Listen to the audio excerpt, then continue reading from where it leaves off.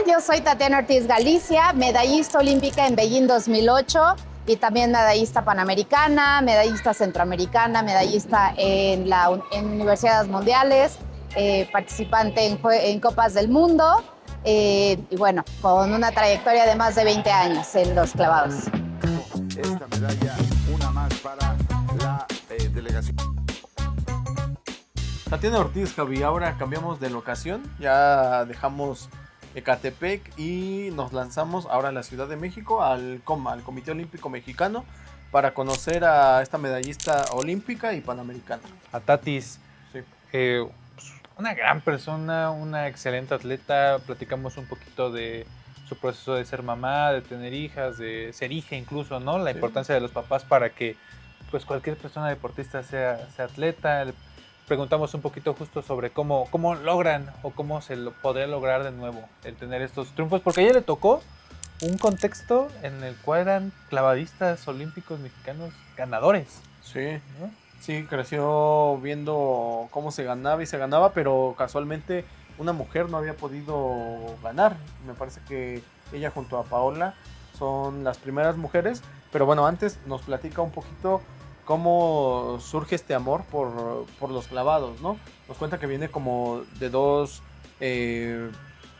actividades rutinarias que tenía ella, ¿no? Sí, que era natación, bueno, rutinaria era alguien de entre sus 3 y 5 años y ya nadaba y practicaba gimnasia. Sí. Yo empecé a nadar hasta los 12. Yo todavía no sé. Yo sé flotar, Javi. Pero. Ve, imagínate. Y de Pero sí repente, me he hecho un clavado, ¿eh? Sí, yo no. Aunque Yo, por me ejemplo, muera. sí me da miedo. Puede ser mi primer y último clavado, pero yo sí me echaba uno. Imagínate, superar ese miedo. Nos platica una anécdota que tuvo a los años, pero que nos diga Tatis, ¿por qué alguien de 6 años dice, me gusta cómo se avienta esa persona, yo voy? ¿Cómo pasa casi de perder la vida a ganar una medalla, ¿no? Básicamente, sí. De una familia muy deportista, pero el deporte que practicábamos o que se practicaba en casa era el fútbol americano. Mi papá, mi mamá, mi hermano, las familias, mis abuelos, mis tíos, todo era fútbol americano en casa, pero siempre nos inculcaron el amor por el deporte. Así es que desde muy chica, mi hermano mayor y yo empezamos en natación, en gimnasia, íbamos al Deportivo de Chapultepec, entonces ahí podíamos practicar pues cualquier actividad que quisiéramos probar. Y es así como un día de verano, a la edad de 6 años, voy pasando por la fosa de clavados y veo unos niños que se están aventando de trampolín y que están haciendo mortales y giros. Y como yo ya había hecho clavados y natación, pues prácticamente ver que estaban haciendo en un solo deporte las dos actividades que yo ya hacía, pues me encantó. Así es que le pedí a mi mamá que me inscribiera al curso de verano y así es como empezó mi historia en los clavados. Pues hay una anécdota muy chistosa que, bueno, ahora es chistosa, ya con el pasar de los años y como resultó mi carrera como atleta, que platico, y es que a la edad de 3 años era muy inquieta y mi abuelita, cuando nos juntábamos en su casa con todos los primos a comer y a convivir en familia, nos permitía pues jugar con todo lo que ella tenía, maquillaje, pelucas, joyas, con todo. Y con mis primos y mi hermano siempre estábamos actuando y en esa ocasión en una de las recámaras tenía un mueble que ocupábamos nosotros como tipo escenario, pero en la parte de atrás estaban las ventanas, había un ventanal, las cortinas estaban cerradas y yo no me di cuenta que la ventana estaba abierta, así es que estaba arriba del mueble, me recargué, me caigo y me fracturo el cráneo. Eso fue a los 3 años de edad. Y ahora pues es una gran anécdota que dicen en la que mi destino estaba marcado, ¿no? Con ese primer clavado sin agua. Obviamente sí fue un momento de shock muy importante para mis papás. Mi mamá me acompañó en la ambulancia, mi papá nos alcanzó en el hospital. Afortunadamente, como era muy pequeña, los huesos del cráneo soldaron muy rápido, simplemente con descanso. Pero bueno, es una anécdota que queda ahí para la posteridad. Y fíjate que en los clavados siempre hemos tenido muy buenas guías en cuanto a entrenadores, en cuanto a medallistas olímpicos que deciden regalarnos su tiempo y sus experiencias. Y a mí me tocó recibir consejos de Jesús Mena, algunas veces me tocó platicar todavía con Joaquín Capilla, el máximo medallista en Juegos Olímpicos Así es que siempre recibimos muy buenos consejos en cuanto a cómo perder el miedo, qué estar pensando al momento de estar ya en la plataforma, porque uno pensaría que estamos pensando en todo el clavado o en hacer todas las cosas. Y realmente a mí Jesús Mena me dijo, solamente te tienes que enfocar en 3 cosas. No puedes pensar en más, porque si no tu cabeza se empieza a revolver, empiezas a darle oportunidad a que todos esos pensamientos intrusivos y negativos empiecen a llegar y eso te paraliza. Estar en una plataforma de 10 metros y ver la alberca, pues que se reduce su tamaño y saber que la velocidad y la altura hacen que prácticamente la alberca, el agua se vuelva pues como tan dura como el pavimento, pues sí te impone. Entonces, así aprendí a controlar el miedo, a poner mi mente en blanco, a controlar mis pensamientos y sobre todo a confiar en el trabajo que hacía todos los días. Pues una cosa es que te empiece a gustar algo y otra dedicarte a ello, ¿no? Sí. Bueno, pues la mayoría de nosotros decidimos a qué nos queremos dedicar, como acabando la prepa y así. 16, 17 añitos, dices, quiero esto, en una de esas te equivocas, a mí me pasó. Sí, como tú que ingeniería y ahora mira, haciendo videitos. Pero bueno, a ella le tocó temprano, a los 15 años, decidir si era lo que quería hacer el resto de su vida, los clavados.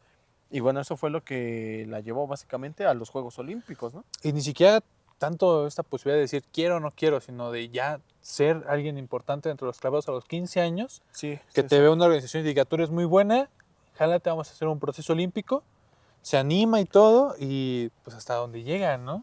Sí, así es, y bueno, ahí pasa todo el proceso, conoce también a Paola, y pues hacen toda esta, pues sí, este proceso para llegar a Beijing, y por ahí hay una historia importante, ¿no? Bueno, algo curiosa que nos platica sobre el momento en el que están en el aeropuerto y ven como los pronósticos, ¿no? Que ya tenían cierta carga, no solamente la interna, que puedes tener, decir, sí, yo soy muy bueno y creerte que tú eres muy bueno en tu país, eres muy bueno, sino que ya internacionalmente la crítica sea de, ellas están para algo grande, pronosticaban por lo menos un tercer lugar. Esto es lo que nos cuenta Tatis, nos platica también sus 5 saltos de la final, ella cómo los ve, cómo se sintieron, cuál es esa importancia de la comunicación que tiene que tener con su pareja, también que el proceso preolímpico fue muy corto, realmente ella no estaba en los planes principales para ser la pareja, para ¿no? ser la pareja de Paola, le invitan. Todo eso nos platica un poquito Tatis. Como a la edad de 15 y 16 años se empezó a hacer un proyecto a nivel nacional. La sede era en el Comité Olímpico y se estaba buscando pues el nuevo semillero, ¿no? Chicos con talento para que si fuera la siguiente generación, porque prácticamente Jesús Mena y María José Alcalá estaban participando en sus últimos Juegos Olímpicos. Entonces venía ese cambio generacional y a mí me tocó ser parte de ese proyecto en el que estuvieron figuras muy importantes como Paola, Rommel, Laura Sánchez, que la mayoría fueron medallistas olímpicos. Así es que me tuve la fortuna de que me invitaran aquí en el Comité Olímpico a entrenar con ellos y a que esto se hiciera un proyecto ya a nivel nacional. Posteriormente encontré a mi entrenador Jorge Carreón, con el que decidí iniciar el camino rumbo a mis primeros Juegos Olímpicos. Empecé a prepararme para Beijing, para China. Me dieron la oportunidad de hacer la pareja con Paola Espinosa, el sincronizado, y tuve que hacer un cambio previo a Juegos Olímpicos para entrenar con Mayín, estar juntas, poder preparar el sincronizado porque había una gran posibilidad de medalla. Pues la verdad es que cuando llegamos a China, ya para los Juegos Olímpicos, íbamos con muy poco tiempo de entrenamiento porque prácticamente nuestras primeras competencias fueron en los Panamericanos un año antes, pero estuvimos todo 2008 yendo a todas las competencias, estuvimos en todos los podiums y eso nos ayudó a fortalecer la confianza, la seguridad y empezar a trazar ese camino y empezar a ver un poco más materializada esa posibilidad de ser medallistas. Jamás alguna mujer en clavados había ganado una medalla olímpica, entonces era un sueño muy grande si es que lo fuéramos a lograr. Entonces íbamos rumbo a Beijing en el vuelo y hay una revista deportiva que hace predicciones cada que son Juegos Olímpicos. Entonces me acuerdo que Paola y yo nos bajamos a estar hojeando las revistas en lo que esperábamos abordar el siguiente vuelo y en la prueba de plataforma de 10 metros aparecíamos ella y yo en tercer lugar. Entonces era una gran predicción, obviamente eso nos llenó un poco más de nervio, pero también yo creo que muy por dentro como que nos hizo sentirnos más tranquilas de lo que estábamos haciendo, ¿no? Que no era solo un sueño de nuestras familias o de nuestra entrenadora o algo entre ella y yo, sino que era algo que a nivel mundial la gente lo estaba reconociendo, los resultados nos estaban alcanzando para poder estar ahí en esa posibilidad de medalla. Entonces, ya cuando llegamos a Beijing estábamos muy tranquilas. Habíamos, sí con poco entrenamiento, pero con muchos años de amistad y de estar haciendo equipo juntas, así es que eso nos permitió emocionalmente podernos conectar, estar con la misma energía, poder controlar nuestras emociones al momento de la competencia. Paola confiando en lo que yo estaba haciendo y yo confiando también en su trabajo y apoyándome yo mucho en la experiencia que ella ya tenía previa de varios Juegos Olímpicos a los que ella ya había asistido. Así es que pudimos hacer un buen equipo, nos pudimos acoplar muy bien y empezó la competencia.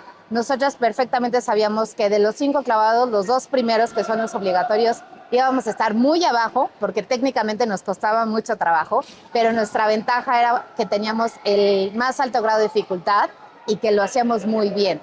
Entonces, técnicamente no éramos muy buenas, pero teníamos mucho grado de dificultad y nos salía muy bien esos clavados. Así es que sabíamos que a partir del tercer clavado iba a empezar nuestra competencia e íbamos a poder recuperar esos puntos del principio.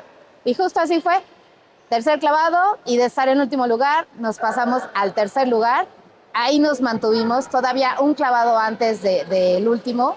Estábamos a 5 puntos peleando la medalla de plata. Ya en el último clavado, bueno, se decidió que sería de bronce, pero estuvimos todavía muy cerca de ser medalla de plata. Pues mira, el último clavado siempre lo platico y estaba muy tranquila haciendo lo que durante tantos años entrené, que era poner mi mente en blanco, estar enfocada en mi clavado, no pensar más allá, no pensar en lo que ya había pasado, estar presente en ese momento, haciendo lo que tenía que hacer. Entonces salí con toda la confianza de hacer mi clavado, caigo al agua y les digo que yo creo que nunca había sentido como sentí esa vez el agua tan fresca. Sentí que entré, o sea, una sensación totalmente distinta en ese último clavado. Salgo y el aplauso del público te decía todo, ¿no? Antes que las calificaciones, el aplauso del público nos marcaba mucho si había sido un buen clavado, si realmente habíamos estado dentro de las medallas. Y entonces ese aplauso, cuando lo escuché, me dijo, ya volteo a ver el tablero y se ve el resultado. Entonces, partiendo de ahí fueron muchísimos abrazos, todo parece que pasa en cámara rápida, todo el mundo te felicita. Ya cuando nos formaron para la premiación y estábamos Paola y yo en el podio, Paola volteó y me dijo, oye, ¿te das cuenta que nuestra vida ya cambió para siempre? Y me acuerdo que yo le dije, sí, pero de una forma sin pensarlo o con esa conciencia. Simplemente fue como, pues sí, tenemos una medalla olímpica, ¿no? Pero realmente no nos habíamos dado cuenta de lo que habíamos logrado hasta que yo creo que llegamos a México y nosotras esperando bajar del avión y reunirnos con nuestras familias y vemos el aeropuerto lleno de gente que nos fue a recibir, que estaban felices de ese logro que habíamos tenido, que nos dijeron, nos desvelamos con ustedes para ver la medalla. Y luego al pasar de los días, que más gente nos reconocía y que nos seguía felicitando, no habíamos entendido la magnitud de lo que habíamos logrado, porque siempre fue un sueño que empezamos a construir con nuestras familias, con nuestros entrenadores, con nuestro círculo muy cercano, pero que al final pues le pudo dar alegría a todo un país. Y bueno, después de conseguir la medalla, ese logro histórico donde ella menciona que las primeras mujeres en conseguir una medalla en Juegos Olímpicos en clavados, Beijing 2008, y pues todo esto fue de acuerdo con lo que ella nos dijo, con el apoyo de toda su familia, ¿no? De sus padres, y hacía pues bueno esta referencia a que si se quiere tener pues hijos o unos grandes atletas, hay que ser unos grandes papás, ¿no? Un atleta de alto rendimiento necesita unos papás de alto rendimiento, que es lo que nos dice, porque es obvio, ¿no? O sea, cuando llegas a esos niveles de profesionalismo, de ganar una medalla olímpica, llevas toda tu vida entrenando, ¿no? Ella nos platicaba desde los 6 años, empieza con los clavados, obviamente dependes completamente de tus papás, entonces necesitas que estén ahí, que te lleven. En el ámbito económico, ¿no? También. Todo el acompañamiento, el tiempo, o sea que su mamá solo trabajaba de medio tiempo, para pues, poder estar con ella el demás tiempo. Y esta pregunta que le hicimos acerca de los papás no solamente fue de ella como hija, sino ahora como madre, ¿no? Tiene 3 hijas pequeñas, entonces obviamente también pues sí está esta chispita, ¿no? De querer impulsarlas. Sí, a que lo sigan tú tus fuiste. pasos, ¿no? Sí, Y sí, nos sí. platicaba ahí de una de ellas, ¿no? Que sí, pues vaya, sí siguió, bueno, empezó con la natación, los clavados, pero ya después decidió retroceder, dar un paso atrás y decirle que ya no quería seguir, y lo que hizo Tatis fue, pues bueno, apoyarla, ¿no? Sí, platicar con ella, decirle que hay retos más grandes, pero también nos habla un poquito de cómo los deportes ayudan a la crianza, a la buena Sí. crianza de sus hijos. Entonces, pues que nos platique un poquito más, Tatis, de esto de ser hija, ser madre, ser alguien de atleta de alto rendimiento. Pues querer tener un hijo de alto rendimiento requiere papás de alto rendimiento. O sea, no puede, por mucho talento que nuestros hijos tengan, por mucho amor que le tengan a la actividad, si uno como papá no está comprometido también y alineado a ese sueño, las cosas no funcionan, ¿no? El comprometerse a llevar todos los días a entrenar a tu hijo, el que tenga un buen descanso, el que tenga una buena alimentación, las cosas no van a funcionar. Y yo tuve la fortuna de que mis papás, que siempre se desarrollaron en el deporte, sabían que había una disciplina, que había un compromiso, que se tenía que descansar, que se tenía que comer bien. Así es que lo entendieron muy bien y me dieron siempre todo el apoyo. Mi mamá era la que me llevaba, me traía, me hacía la comida, me llevaba la mochila de la escuela más la del entrenamiento. Mi papá, bueno, trabajando todo el día para poder tener pues el recurso que se necesitaba para los entrenamientos. Mi mamá trabajaba a mediodía y luego se iba conmigo toda la tarde al entrenamiento. Muchas veces me tocó verla pues en la grada, ¿no? Sentada y platicando con las demás mamás. O a veces ella también se ponía a hacer otras actividades, porque eran 4 o 5 horas de estarme viendo aventarme en el trampolín, ¿no? Y yo como niña queriendo que me viera todos mis clavados. Y bueno, mi mamá pues luego ya no hallaba qué hacer en las gradas, pero sí el querer que nuestros hijos tengan pues esa carrera como atletas de alto rendimiento exige un compromiso muy fuerte como papás, que actualmente pues a veces las distancias, los lugares, las albercas, pues a veces no es tan sencillo, ¿no? Tener tan cerca de nuestras casas un lugar en donde nuestros hijos puedan practicar ese deporte, así es que requiere un compromiso muy fuerte. Actualmente pues yo tengo 3 niñas y obviamente a las 3 las he querido involucrar en el tema de los clavados. Algunas les ha gustado, algunas me dijeron, ¿sabes qué, mamá? A mí no me gusta, a mí me gusta tocho flag, o me gusta gimnasia, o me gusta natación. Y lo que he querido hacer es apoyarlas y sí decirles lo que quieras hacer, pero siempre practicar esa actividad deportiva, porque he visto que se enferman menos, descansan mejor, tienen mayores habilidades sociales para hacer amigos, para aprender en la escuela. Entonces, y hay muchas cosas que no puedes explicarle a tus hijos de otra forma más que a través del deporte, ¿no? Aprender a ganar, aprender temas de frustración, cómo vencer sus miedos, cómo aprender a hacer equipo, tener esa empatía con los demás. Entonces, para mí el deporte ha sido una gran herramienta, no solo para cumplir mi sueño como atleta, sino ahora como mamá poder educar de forma más integral a mis hijas. Medallista olímpico, me ha dicho panamericano, participó en el campeonato mundial. ¿Qué haces? Estando en tu deporte, en lo que haces en la profesión, ganas lo que tienes que ganar, estás en el top mundial y dices, descansito. Me retiro un poquito, pero después, ¿qué sigue, no? ¿Qué hará Tatis ahora? ¿Cuál es? Porque también uno pensaría, si nosotros llegáramos a estar entre los 6 mejores comunicadores del mundo, el dinero llueve. Pero para un deportista olímpico regularmente no es así. No. Yo lo que haría en cualquier ámbito, periodismo, comunicador, atleta, sería transmitir ese conocimiento. Y creo que es lo que está haciendo ella, ¿no? O sea, intentó con sus hijas, no se pudo, pero ahora tiene su cursito de verano, ¿no? Sí, pues platica un poquito que después de ser medallista olímpico, en el 2008 decide tomarse un descanso de 1 año y medio, regresa para los Panamericanos que fueron aquí en México, Guadalajara, y después ya se dedica más al servicio público, justo a impulsar medidas para que a los deportistas les vaya mejor, ¿no? Que ya ve como todo ese proceso. Y platicaba con ella acerca de pues esta parte del semillero, ¿no? Que se dejó mucho tiempo en México, Sí. de pues sí, tener a los grandes atletas, sobre todo en Ciudad de México y el Estado de México. Sí, bueno, y pues ha dado frutos, ¿no? Y tienes a Osmar Olvera. Hey, le pregunté directamente sobre Osmar, ¿qué opinas? Ya que son fuera de serie, que es increíble el niño, pero también decía que pues no va solo, ¿no? O sea, también es una estructura que tiene que haber detrás, que si bien se ha dejado, pues ella intenta impulsarlo, ¿no? Con su curso de verano ahí Sí. en el Comité Olímpico. El COM.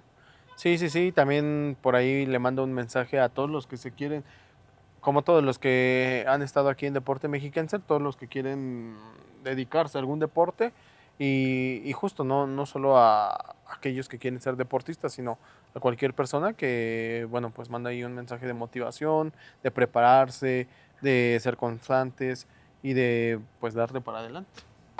Pues fíjate que fui muy feliz después de retirarme. Estuve 12 años en el servicio público, tuve cargos de elección popular, pero quería hacer más. Quería hacer un proyecto que realmente pudiera encabezar yo, que tuviera la esencia de lo que es Tatiana Ortiz.